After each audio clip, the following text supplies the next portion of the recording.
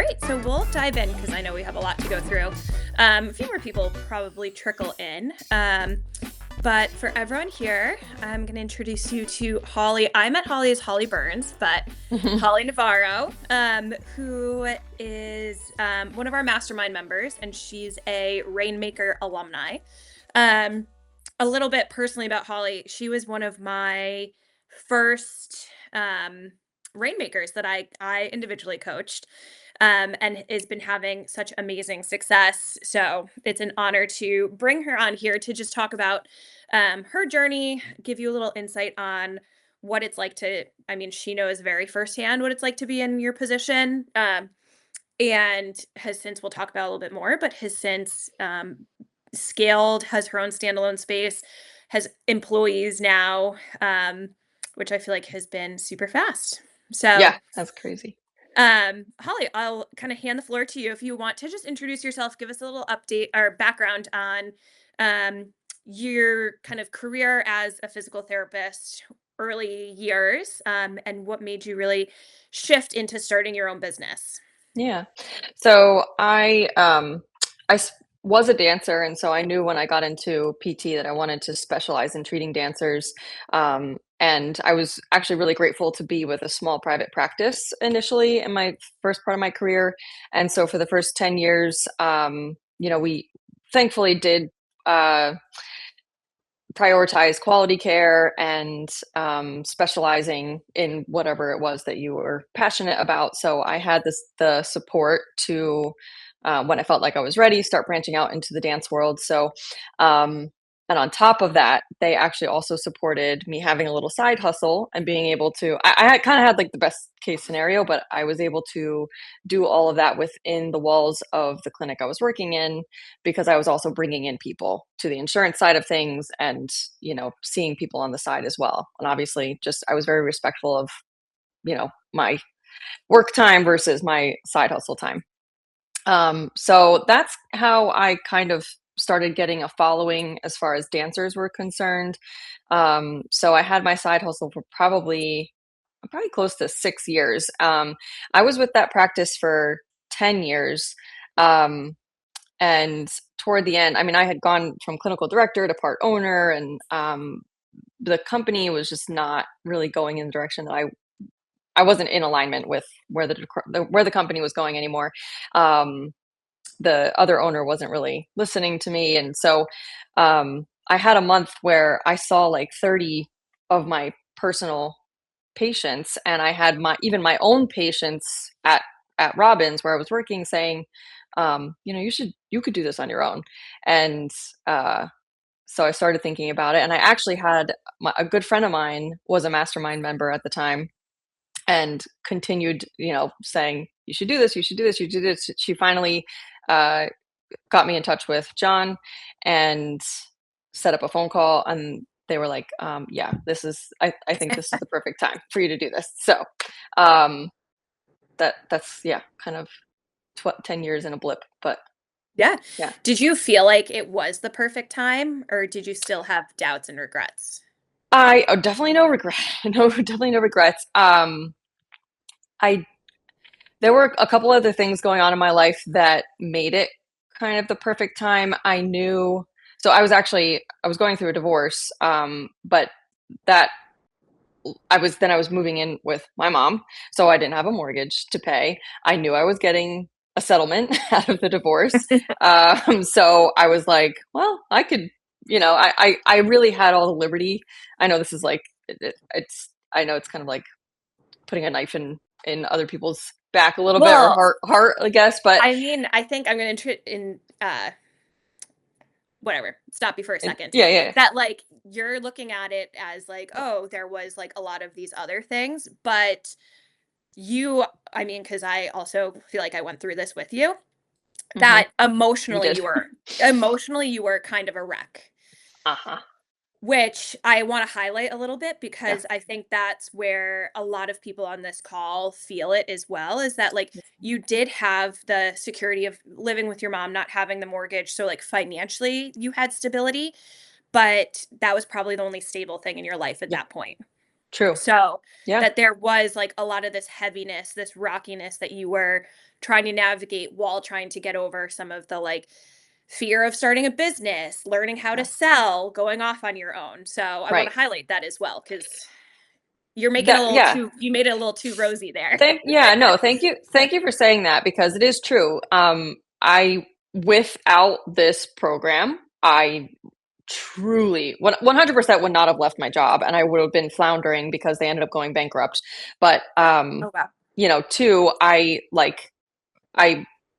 would have had no idea where to go next and I probably would have ended up just taking another job. Um, because without the confidence of this program and confidence of Jaxie coaching me through it, yeah, I would not be where I am today. So I attribute all of that to you guys being very supportive. And then yeah, there were times where like the divorce shit was very very heavy and my dog was dying and like there Oh, was I there forgot was a about that. lot of Yeah. shit going on. So the fact that I had coaches that were understanding Mhm. and told me to give myself grace, um, but then also were there to be like, okay, you've got a little freedom in your brain, a little freedom in your heart, let's try to run with it a little Capitalize. bit. Yeah. Right. Jax, right? Jaxia. Yeah. Um, he was a terrier? No, she was a Jax, corgi. a corgi? Oh, Yeah. okay. So I have another Remember all little the corgi. dogs. You have another little corgi. Oh I my do. God. Um, talk to us about your initial clinic setup. So, like when Yeah. you first started, what did that look like? So when I made the decision, so I had the call and I made the decision to do this. I hadn't told any of my like I told my best friend at work and no one else. And so oddly enough, I had a patient come in. I trusted him, hadn't seen him in a little bit, and I was like, "Hey, I have an update. Like, this is what I'm going to do." And I was like, "I just need a space." Um, and he was like, "Well, you could use my gym." So that setup was he during COVID had a gym and decided to downsize, and he built a pole barn and just made it a big, massive gym so that he could kind of bring everything in house and to his yeah to home. And he was going through a lot of health issues and surgeries and stuff, so he wasn't using it. So he offered it to me. At, I mean, I had to pay for the cleaning. It was fantastic. Um, so yeah, I uh, kind of like had a corner of his gym, but was able to use all the equipment. And yeah, I was there for a year, like a year and 10 months, not quite 2 years, so like a year and 10 months, something like that. Cool. Yeah.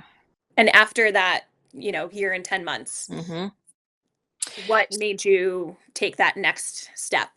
Yeah. So I was getting busier and he had started using the gym again. So we were, he was very respectful of the fact that he's like, you can stay here as long as you want, but my business is growing. So at the end of the night, like I was having to like book a patient from like, book from like 4:30 to 5:30, but then like 5:15 to 6:15, like kind of overlap a little bit so that I could get out by the time he was having a class coming in. I was also like taking my stuff and kind of shoving it in the corner every night, kind of getting it out of the way. Um, and it really started dawning on me that like, wow, this isn't an area for an ability. I can't grow here. Yeah. Especially having to shove myself in the corner every night.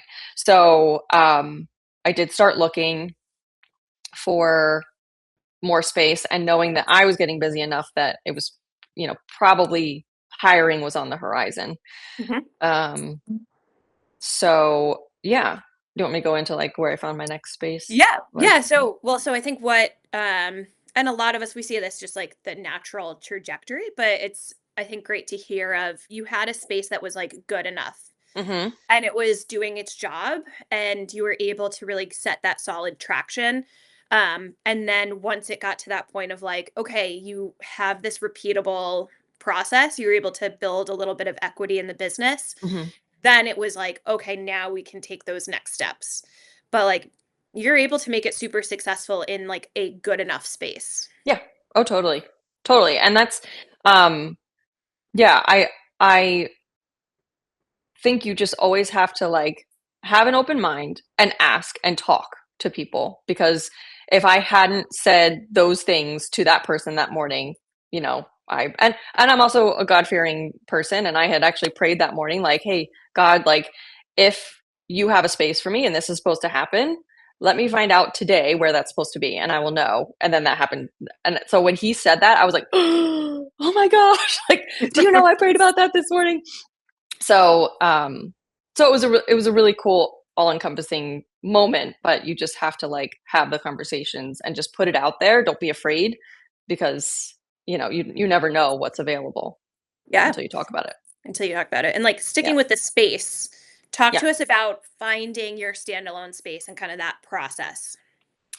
Um I had about a year, or let's say, so this happened in 2024. So in the beginning of 2024, I I had started looking. I had found a space I really liked, um, but and yeah, and everything kind of like sounded perfect.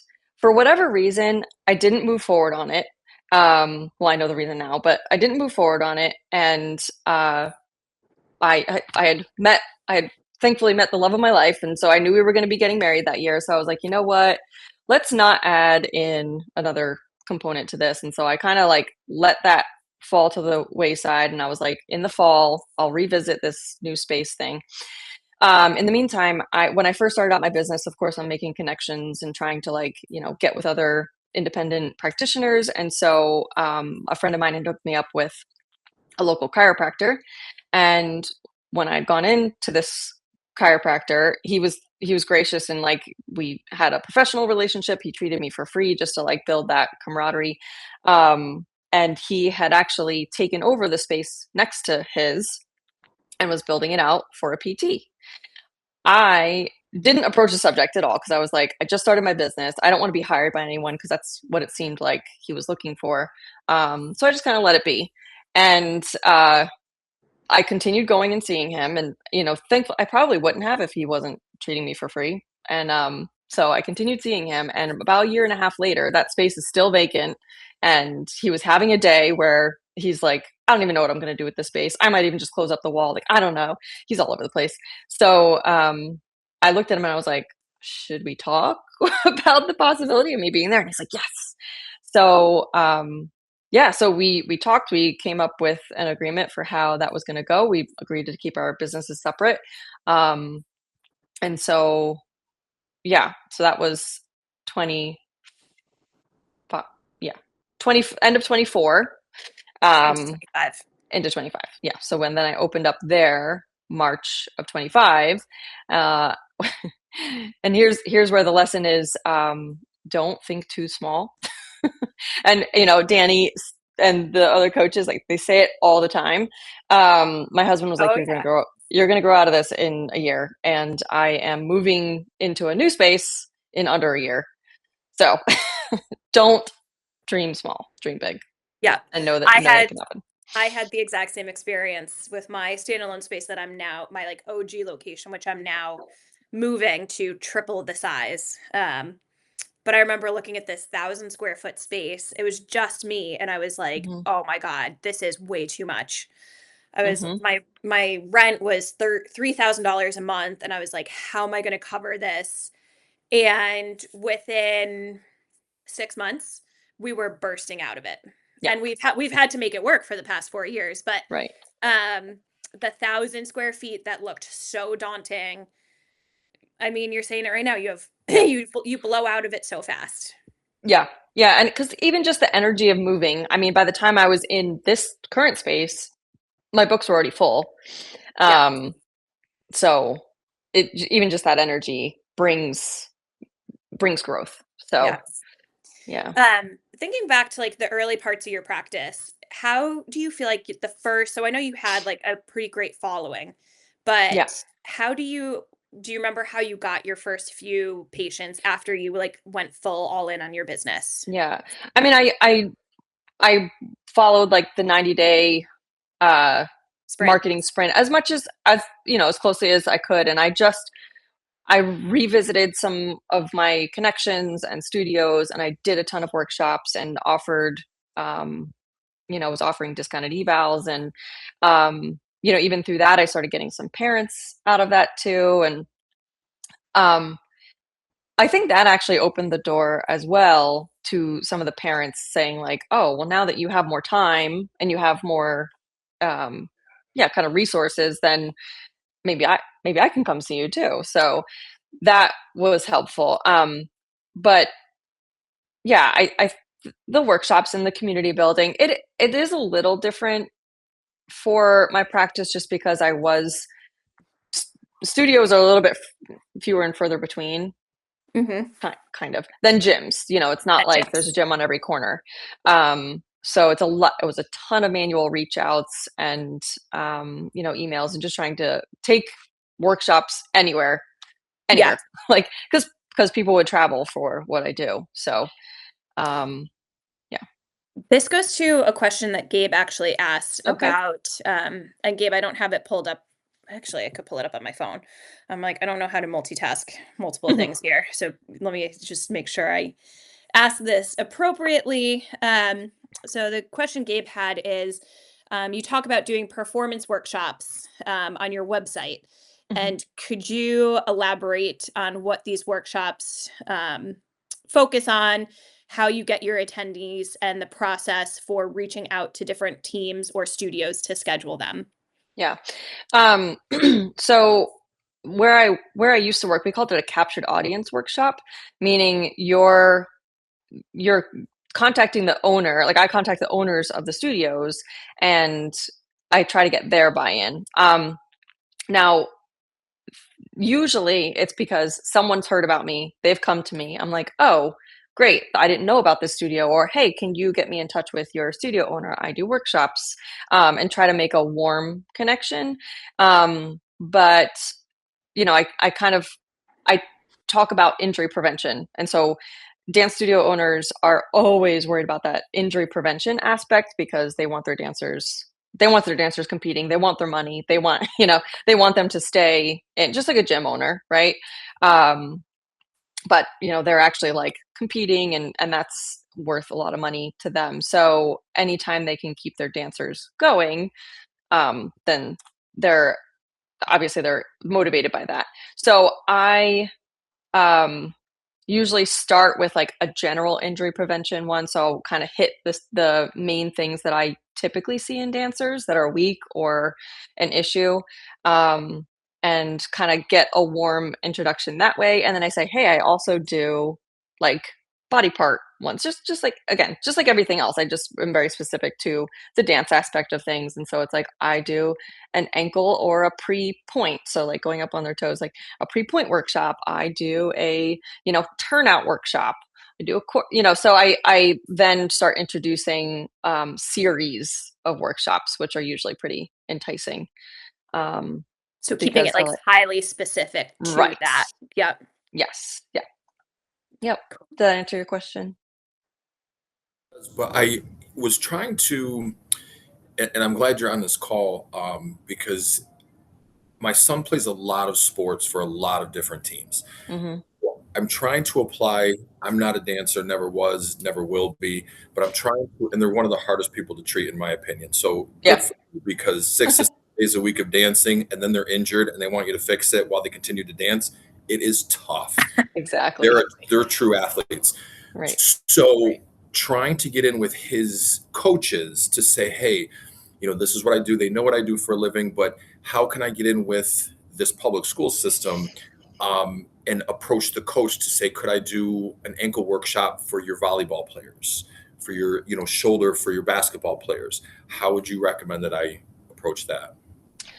Um, s- are you seeing anybody on the team by chance? My son. Okay. I mean, yeah, it's kind of hard for him to make that connection just because, like, yeah, coach my Well, let dad, me but say this. On the volleyball team, no, but on his basketball team, I have two of his teammates that I currently treat. one thing that you could do is ask the patient if they would be okay with you reaching out to the coach and giving a progress like update, like, hey, this is what I found in our evaluation, or this is what we're working on in treatment. I just want to let you, like, sometimes I'll make the connection that way of like, hey, this is what I saw. This is what I'm worried about as far as injury. And this is how we're working to, you know, make it better and improve it. So, hey, let me know if you see anything that you'd like me to work on, because that usually is really helpful. And I'll get these long emails sometimes, like they're not applying this, that, and the other thing. So I don't know if that's super dance specific, because I mean, technique is obviously a huge thing of dance. But sometimes I'll make that connection that way. And then you could segue into like, hey, if you're seeing a lot of that, or if you have a lot of your players complaining of shoulder, hey, why don't I could do a workshop to teach them some exercises, um, to strengthen it, or, see what else we find as far as possible injury, whatchamacallit, like precursors. Yeah.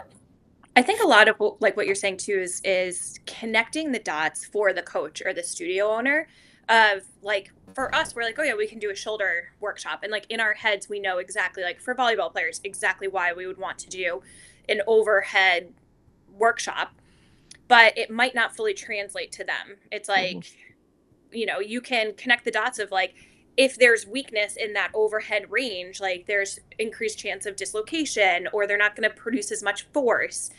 And a few quick exercises can really like yield X, Y, and Z.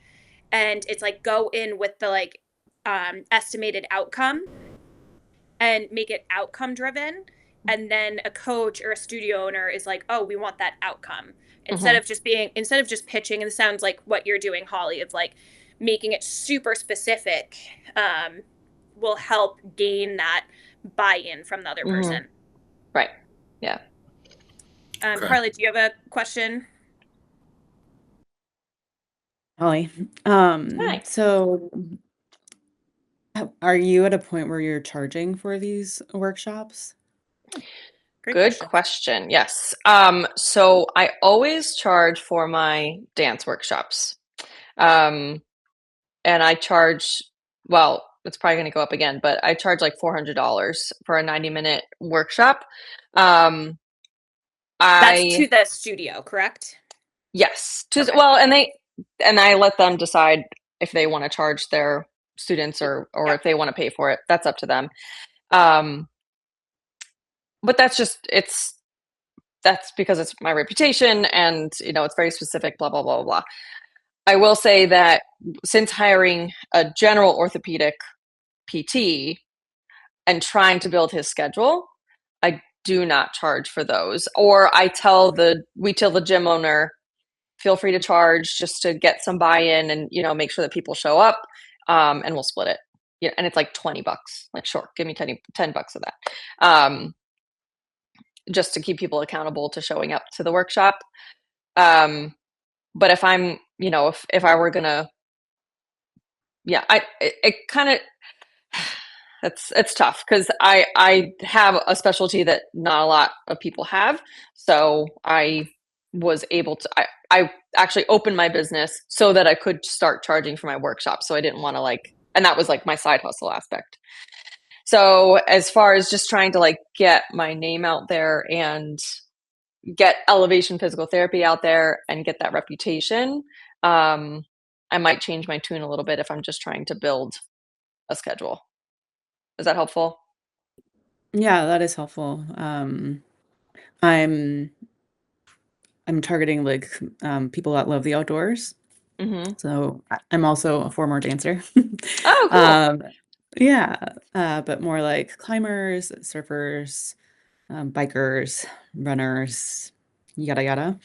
And so I am doing 4 workshops at the end of each month this year, for the climbers at the climbing gym, and they're very specific of like a body part, not necessarily like to any specific thing about climbing. Mhm. But I'm just wondering how that progressed eventually, and if it did for you. So like that's Yeah. good to know. Who's organizing it? Like, are you doing all of it, or are you giving? Yeah. I'm doing all of it, and they're just having people sign up through Okay. their page. Okay. And then, yeah, and then I'm also thinking about doing like a workshop for like staff at a restaurant because bartenders also end up being really injured and they have very similar things to climbers and Hmm. sometimes they're already climbers. And Hmm. so I have a meeting with the owner of a restaurant, a second meeting that wants me to maybe do that for his staff.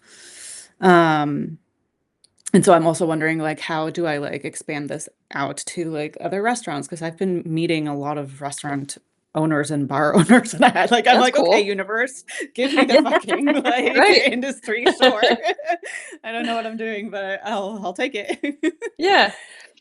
I mean, I would say if you're getting some help from the owner and like they're anytime you can give a little incentive for them to kind of help and there's an incentive for them to have people in the room, like I Mhm. said, charge $20 and split it with them or let them keep it or, whatever, just so they're motivated to have people in the room.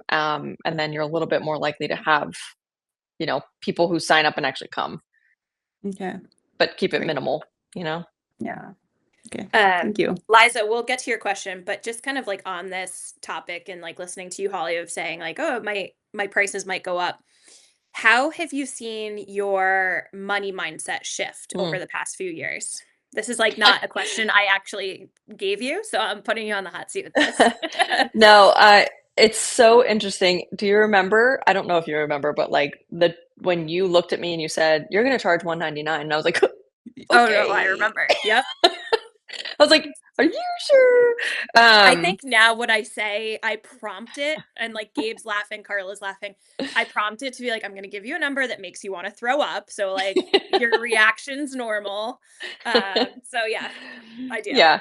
Um, so yeah, I think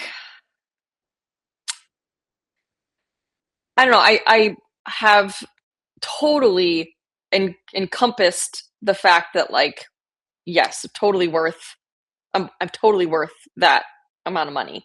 And then when I brought people on, I was like, hey, this is going to be your hardest thing is, knowing that like you're worth what you're about to tell them they're going to pay. Um, and even though they say, well, especially Mac, he was just like, oh no, that's fine. Like I'm totally cool with that. Like I don't necessarily see that confidence all the time when they're saying like this is the price. So, um, but as far as I'm concerned, I definitely have like shifted and I know that I'm worth it. And, I definitely am not batting an eye as much when I do raise my prices. I will say though, we're trying to shift to the time-based Based. offer. Not trying, we are switching to the time-based offer. We've had a couple people so far. And I had originally set my eval rate. It's 249. It had been 249. I was going to raise it to 279. And I was on the phone with someone and it was the first time I was pitching it and I was like, "So the eval is 259." Like I just couldn't say it. I couldn't do it. So now it's 259 and I'm like, "Okay, well, that's it."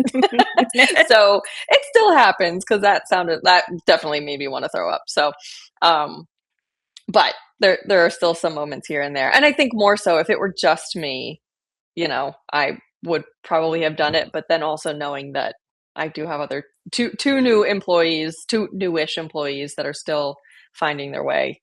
I was trying to reduce the barrier a little bit. So Yeah. that's on What do me. you what do you think was like the biggest thing that clicked for like one, gaining confidence, and two, like kind of changing your mindset? I think well, one, people barely batting an eye and, So knowing that getting like you're those repetitions. yes, absolutely. And like knowing you'll still be not expensive enough for some people and too expensive for other people. Like Yep. it's just always going to be the case. And a lot, and the coaches have helped me through this too. It's like, well, worst case scenario, you raise your prices a little bit. If you notice a significant drop in your conversions, okay, maybe you went too much. Like just Yeah. adjust. And it's not a big deal. So knowing that and then just continuing to hear the stories of the PT that's out there and knowing, oh my gosh, like the level that we are giving above what other people think of as PT, it's priceless. So, as long as people know that, or they've experienced that other PT, like they're gonna pay for it. It I is mean, priceless to them. yeah. This is, total aside, but I had a discovery call yesterday with a runner, like a high level runner who sent me, like after she booked the discovery call, sent me her 5-year medical history. And her biggest complaint is she has foot drop, and her PT that she's been seeing for 2 years has been treating her for peroneal tendonitis. Oh, And I was like, has anyone looked at your back? And she's like, no. And I oh was my like, for gosh. 2.5 years, you have progressive foot drop and nobody has looked at your back. And she's like, well, Wow. dry needling to my calf helps. And like sometimes he'll like put his elbow in my hip. And I'm like, oh my God. I was like, no. And she was like, could my Yeah. back be related? And I was like, possibly. Like, Yeah. And they think 2.5 years, like, yeah, I'll get there. Like, what? yeah. Yeah. So then it was one of those. And of course, there was, she was like, well, that's a lot of money because I gave all of her price. She's like, that's a lot of money. And I was like, okay. I was like, what have you been paying per session? And she's like, well, I have a $30 copay. I go 3 times a week. And I was like, and have you gotten any better? She's like, I've probably gotten like 20% better. Like, I feel really good when I leave. And I'm like, yeah, so you're good for 20 minutes. And then you go back in, a day and a half. Like, and I was like, so this might be an upfront investment in your health, but like, let's get you some answers. Right. So Yeah. total aside there.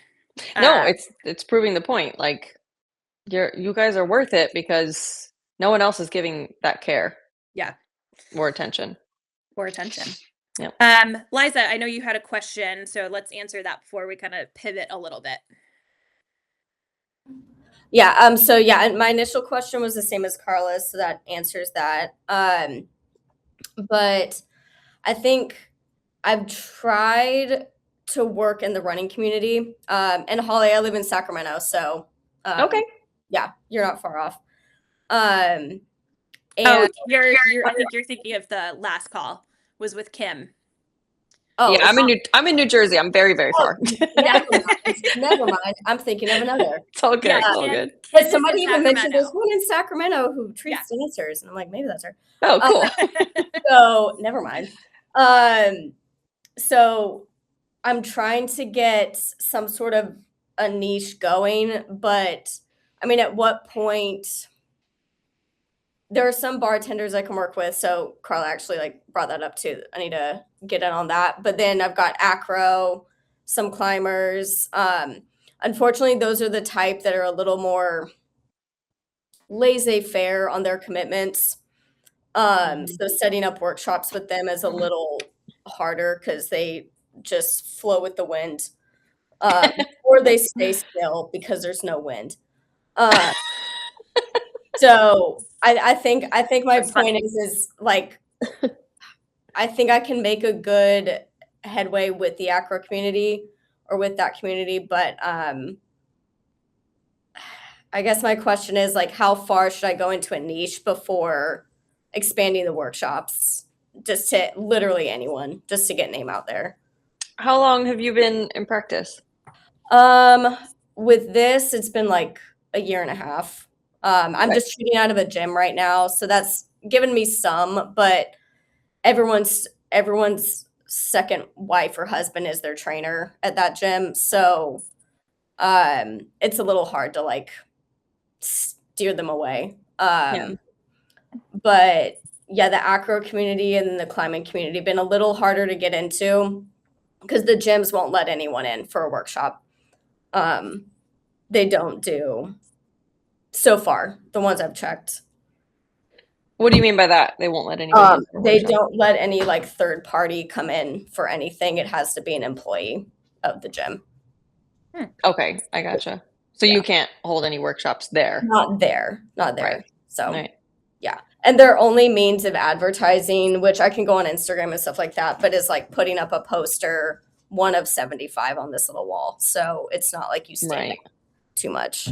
Yeah, I mean, I like if it's all comes down to like what are you going to be fulfilled in doing? and treating.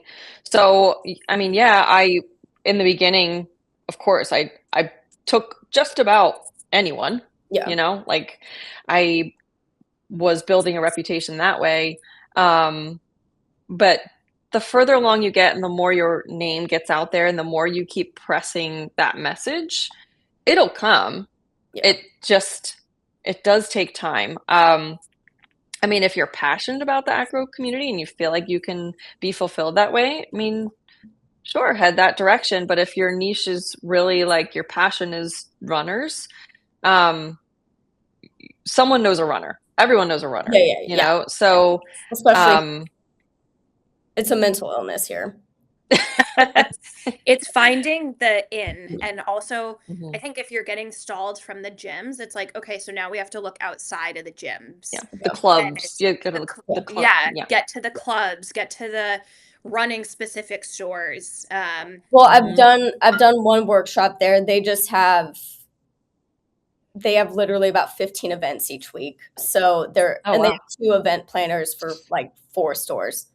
So they're very busy people, but that kind of leads to my next question, or I don't know if anyone's been to an event like this, but next week they're doing, or not next week, tomorrow, they're doing a like medical appreciation event where it's everyone from like orthopedic surgeons to PTs to trainers to coaches, like everyone's coming together for this one event. So if there's any advice, there's pretty obviously a networking opportunity, but this area is so saturated with like runner specific PTs or coaches or something like that, where I think there's more room in the long run for collaboration over. So I think I might take that route a little bit more than just like pushing myself for the time being. Oh yeah, that sounds like a fantastic networking. I mean, I'm in like the most densely saturated cash PT place in the country. And some of our biggest referrals are from other cash physical therapists. Because there might be, 20 running specific PTs there, but you have your own niche within that. You have your own treatment style, you have your own personality. And there's more than enough patients for everyone. So it's going to look like introduce yourself, make friends with some of these other PTs, other healthcare practitioners, and get them to know you, your personality, how you can kind of fill the void where it's like they might have a patient that is not ideal for them that they'll refer to you, or you have a skill set that they don't have that would work better for you, and vice versa. Yeah. Right. Yeah, I'm trying to put together a workshop with one of the chiropractors, so we'll see how that goes. Yeah. Cool. So Holly, Ned had a question about working with youth. Okay. So, yeah. Oh yeah. So Ned, I don't know if you can elaborate a little bit more on that. Well, actually, sorry, I'm driving, but about youth, because what I was wondering, so my niche is like pickleball players, and was originally going after like the 40 and older crowd, and then the gym that I'm subleasing from, they have a pretty good following of like youth athletes, like high schoolers, things like that. So I was wondering, how do you, and I know dancers are definitely different, but how do you set up workshops? Do you do it to cater to the kids, and then you're waiting for them to report to their parents, and then you have separate conversations with the parents? Is it like a workshop where you involve everybody? Because obviously with youth, they're not really they can't really make the decision on their health. So how do you bridge that gap? It's a solid question, because I've been up and down this road and backwards trying to figure out the most effective way. But and what it comes down to is you just got to do everything you can to be in touch with the parents. So I can't do the typical pitch at the end where I say, hey, if you schedule now, you get a 50% off eval. So my workaround has been that I I send out a waiver to the owners or coach or whatever it is prior to the workshop. So I have all their information. I have their email addresses. I have their consent. I have all the things. So I work with Patch and HubSpot. So once they come in for the workshop, they get put into an email drip, and they're automatically getting emails presenting the 50% offer, introducing myself, and introducing the practice, and then they get the offer, and then they get about 5 emails.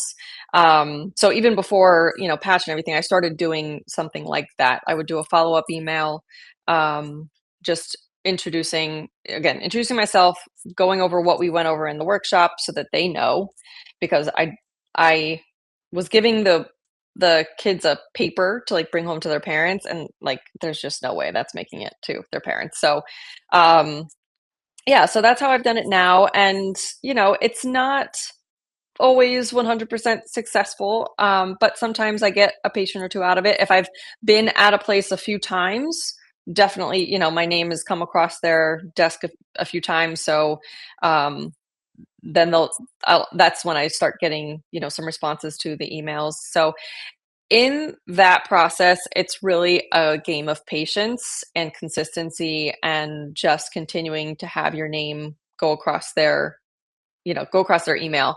And then you have their information for your newsletters and any promotions that you're running. Like now they're in your, they're in your ecosystem. Yes, thank you. Yes. And then if something comes up in the future, then hopefully you're the name that they think about. So it is tough. Definitely had to navigate that quite a bit, but that's what I've settled on for the time being. And just to clarify, Holly, you're getting the contact information of the parents. Yes, of the parents. Yes, sorry. Okay. Right. Yeah. So, and I do also, I'll ask, like, I don't make it a required field. Like I'll ask for the dancers or the students' email. But yes, I am getting the emails of the parents, because that's who's signing the waiver and everything. Yeah. So the parents are getting the emails. Yep. Cool. So you had great success in the Rainmaker. You took some time before going into the Mastermind. Yeah. Do you want to talk? Yeah. Just talk about kind of like what you feel like happened in that time in between, and then what was the change that made you go into the Mastermind? Yeah. So that was like, I ended Rainmaker right in the thick of like, and the divorce was about to be final, and my dog was dying. And as you guys know, in Rainmaker, you are drinking through a fire hose on a weekly basis. There's just a lot of information. So I felt like I needed some time to start implementing. So I decided not to go right into it and just start kind of trying to implement some of the systems and everything. In the meantime, this other coaching program came across my eyes, and actually one of my other colleagues was using it. And it kind of was a little bit more like on the digital side of things, like digital training and doing more virtual stuff. So I knew I needed something, but wasn't ready to quite commit to a year of Mastermind. So I went that route. Well, that was a waste of money and a waste of time, like a lot of money that I'm still, trying to recover from, and was so ridiculously unhelpful, and really opened my eyes to how together PT Biz has it, and just they know their shit. So I fumbled through that for a little bit, and at that point, it was probably about almost a year into practice, and just kind of knew I needed to get back on track and finish like the actual trajectory of a successful business. So I don't really remember like what exactly happened, but I was like, okay, it's time. I need it. Like, let's go. So and they were gracious enough to help me get back on board and start the process in Mastermind again. So yeah, I mean, I definitely, I think during that time, it probably was was appropriate for me to take a little bit of a break, but knew that I knew that I was gonna do Mastermind eventually. And yeah, that was the best decision I made. Wow. Second to Rainmaker. Second to the Rainmaker. Yeah. Yeah. Second to that. Second to Second to this. that. So looking from like early stages of your business until now, like what has been the biggest shift? Like if you think, or like the biggest kind of put things into place from like either systems, leadership, marketing, delegation, like what do you think has really made the biggest impact for you? What's made the biggest impact? So, I mean, systems are huge, huge. And it's such an, I never knew that like the word systems could be such an overwhelming word. It is. But I had no clue what a just system was until like right, 2023. right, And I started my right. business in 2020. So everyone is like, Yeah. you know, get your systems in order. And I'm like, yeah, I have systems. And then I'm like sitting there Googling, like, what is a system? So Exactly. Exactly. Or ChatGPT, like, can you make this for me? yeah, That gives me exactly. so much relief. Oh my Oh god. gosh, Yes. yeah. So for Yeah. everyone that doesn't know, a system is just coming up with how you do something and then making it repeatable and like literally writing it down and like documenting how to do something so that someone else can replicate it exactly. Yeah. So do they do the 1330 thing in Yep, we do Rainmaker? the Yeah. 1330. Yeah. Yep. So those questions that you like ask yourself of like your systems and your marketing and all that stuff, like that is not to be ignored. And it, but also give yourself grace and patience with it. But like that, I keep going back to that and like, okay, well, I've gotten that down. It took me a year, but I got that down. Okay, what's the what's the next thing? So just trying to chip away at things. Hiring also makes that kind of like I knew that hiring was really going to make me dial that in. Yeah. But yeah, so yeah, and I wrote down a couple notes, and I'll just say, but I like hiring was probably one of the coolest That's where we're experience. moving to Okay, next. So all right, just and all right. Mallory just asked too of like when you knew how to hire. So like Oh yeah. talk to us about like hiring and also who you hired first and at what Yeah. point you knew you were ready to hire. Yeah. So it is a good question. So actually, I'm gonna like backtrack just a tiny bit. So when I first started my practice, like I really just thought I was gonna be in it for myself, and that was fine.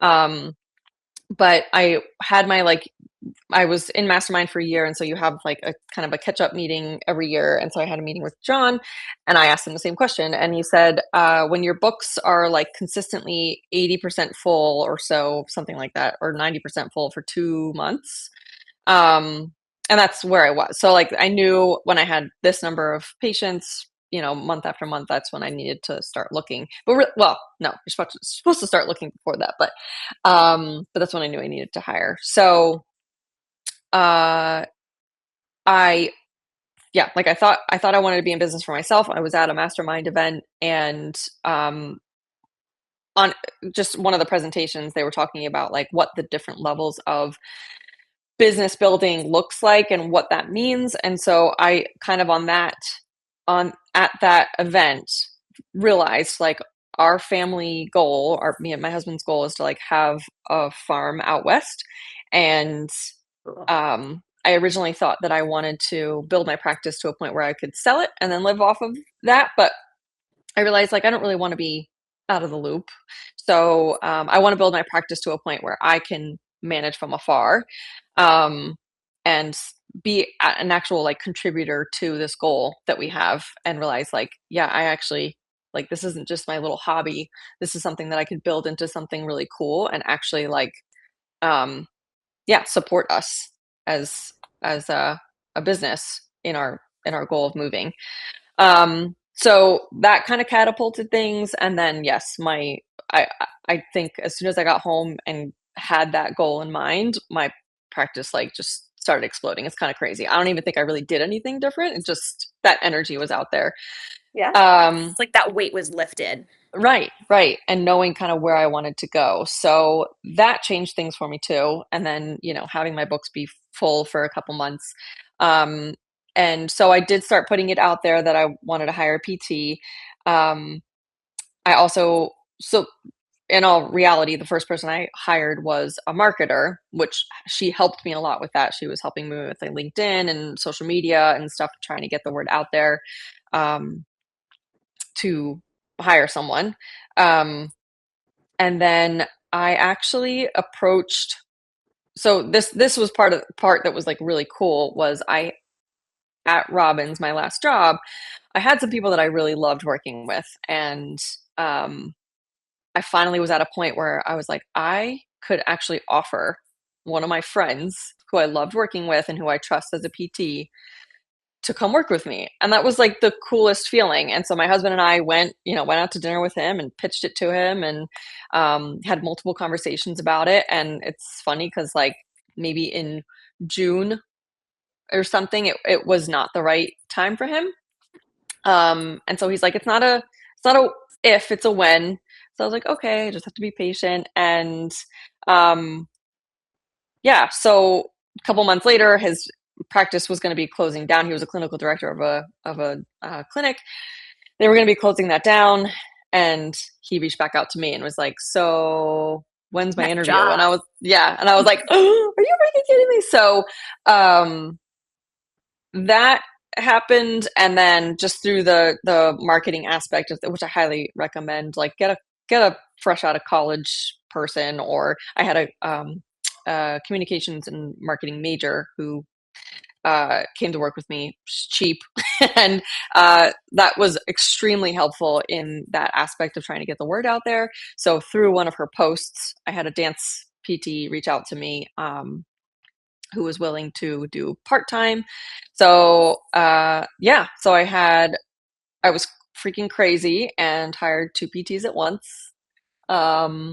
And yeah, here we are. And here we are, and it's Here working. we are. Yeah, it is. It's working. So yeah. Well, yeah, never mind. No, I had go ahead. no- What are you gonna say? Well, I just, this is more just like an encouragement note, but I had written down like, if you are thinking like, oh, I just wanted to be in this for myself, and that is perfectly fine. That is absolutely perfectly fine. But if you are anything like me and you have these like far off goals, like don't think small. Because if anything, I was the person just thinking like, oh yeah, I'm just gonna have my little business, and then eventually, like, yeah, like I said, had these goals and everything, and with that thought and with that trajectory, in my second full year of practice, I was able to pay myself significantly more than I was making at my last job, as a part owner. So, If like, you're comfortable yeah, sharing, so you've had your practice for 2.5 years, 3 years? yes, mhm, Um, yeah, it'll be in June. It'll be 3 years. okay. If you're comfortable, what was your revenue your first year? So convoluted. It was like 60 because it was like half of the year, but it was like 62 Okay. and And what was 2025? to 56. Yeah, yeah. Good job. Yes, Thank Holly. you. Thank That's you. so exciting. So It that is is, exciting. I mean, in 2 years, Mhm. you've been able to um, pay yourself like exponentially more than you had at a clinic director rate, Right. working probably way less hours. Oh Clinic gosh, yeah. hours. Yeah, yeah. Right. We'll say clinic hours because we Yeah, all we'll say know clinic hours. Yes. owning a business, you're always working. Yes, But now 100%. you're also able to, in 2.5 years, offer that same lifestyle of the reason why you started your business Mhm. to other employees. Right. Right. Exactly. So you Yes. should be extremely proud of that. Thank you. Thank you. It's fun, and it's so incredibly rewarding to take someone who just came from a PT mill, who has 2 young girls and was going home with 3 hours of notes every night, hours and hours of notes every weekend, um, you know, significantly reduced quality of life and family time and work-life balance and all the things. Um, he picked up and was ready and is driving an hour to get to work every day. Obviously significantly less notes, and I'm putting, marketing stuff on him and all these other things. And he is happy as a clam, happy to drive an hour back and forth to work every day. And is like, he thanks me probably like every other week. I get this like very appreciative text and how happy he is and how supportive he is. And he, you know, even like I had a neck issue going on a couple weeks ago and he's like, I see you. He's like, you know, I just want you to know I'm here for you and I'm happy to be a part of this team and blah, blah, blah, blah. So, yeah, like don't underestimate what you can offer people too, because that is one of the coolest and most rewarding things ever. I'd agree. So to kind of just wrap things up, because I want to appreciate your time. We could talk for hours. What would you kind of leave it as is like your biggest piece of advice for our rainmakers right now? Whew. Well, I kind of already said it, but like I said, like don't think small, and that's perfectly fine. But you know, don't limit it just for yourself, and just know like you have something really cool that you're creating and building, and you can get to a point where you can share it with other people. And like I got to hire two of my really close friends, and you can have a lot of fun with it. And so even though it's stressful and you're in the thick of it, and some days it kind of sucks, like you can build it to a place where you're not lonely anymore, and you get to work with your friends, and you get to offer really cool, just a cool opportunity to someone who they might not even know that they're looking for it, but you have it to offer. So Awesome. yeah, it's fun.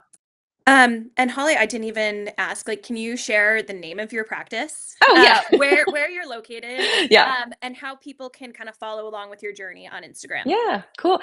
So it's Elevation Physical Therapy. We are in New Jersey. We are about to be in Lebanon, New Jersey. And so it's elevation.physical.therapy on Instagram. And so you'll see actually a lot of posts. We're hopefully in the beginning of February moving into our double the size space. And it's just mine, just ours. And Awesome. we're really proud. So yeah, follow along on that journey and get to see cute puppy pictures. Cute puppy pictures. And videos. Well, Holly, I am so proud of all the progress you've made. It's always so fun. I like the first person I find when I get to a mastermind event is usually Holly, because she's way shorter than she looks on screen, and just like give her a really big hug, because she's a perfect example of someone that didn't have the easiest, I'd say, beginning, but has really just like stayed super consistent, and has enjoyed every part of the journey, and is doing amazing things. So thanks, Jackie. yeah, Holly, thank you so much for your time. Everyone, I hope you have a great Wednesday. We're going to continue to do these once a month. So if you like them, like, please let us know. If you hate them, don't show up. Don't let me know. And yeah, if you guys have any questions, you can reach out to me, and I can always relay them to Holly. We don't want to bombard Holly with all the questions. Yeah, happy to answer. Yeah, thank you so much for your time, Holly. And Yeah, everyone have a thanks, great guys. Wednesday. Yeah, bye everybody. Thank Bye. you.